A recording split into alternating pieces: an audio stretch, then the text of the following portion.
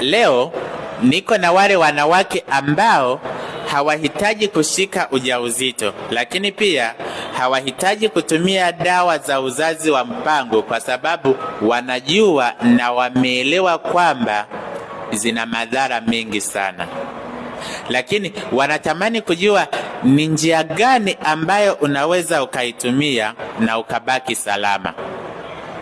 Sasa leo nataka nikupe njia hizi 3 ambazo unaweza ukazitumia na ukabaki kuwa salama. Njia ya kwanza kabisa ni kalenda.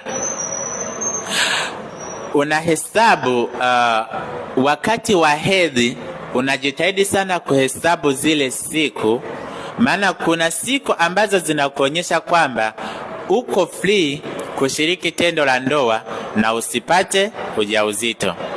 Lakini pia kuna siku ambazo zinakuonyesha kwamba uko hatarini sana, na endapo ukithubutu kuingiliwa angalau hata kwa sekunde moja tu, unaweza ukashika ujauzito. Njia ya pili, kuna ule uteute. Ule uteute kuna namna unavyoonyesha kwamba upo siku za hatari sana. Endapo ukishiriki angalau hata kwa dakika moja, una uwezo wa kushika ujauzito. Lakini pia kuna rangi fulani ambayo inakuonyesha kuwa uko free kabisa.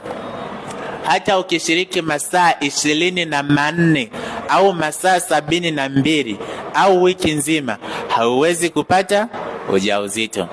Lakini njia ya 3, na ni muhimu sana, ni muhimu zaidi. Njia ya 3 wanaoitumia, haijalishi upo hatarini kushika ujauzito, haijalishi upo free, hii njia ya 3 ukiitumia vizuri, huwezi kushika ujauzito. Ni njia ambayo wanasemaga kuchomoa. Vijana wengi sasa kuna namna wanasemaga kumwagia nje. Yes, kumwagia nje. Lakini kuna 5% za kufaulu. 95% ni kufeli.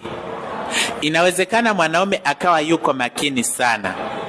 Pale ambapo anakaribia kumwaga, anaweza akachomoa na kumwagia nje. Lakini pia hizi 95%, mwanaume hata kama yuko makini vipi, anajisahau, badala ya kutoa anafinyia ndani kabisa. Kwa hiyo usijiamini sana. Hii njia ya 3 inaweza ikakupeleka hatarini sana. Ila nataka uniandikie hapo kwenye comment, kati ya hizi njia 3 ni njia ipi ambayo inaweza ikakupendeza na unaweza ukaitumia. Niandikie hapo kwenye comment. Leo niko tayari kujibu kila comment yote ile.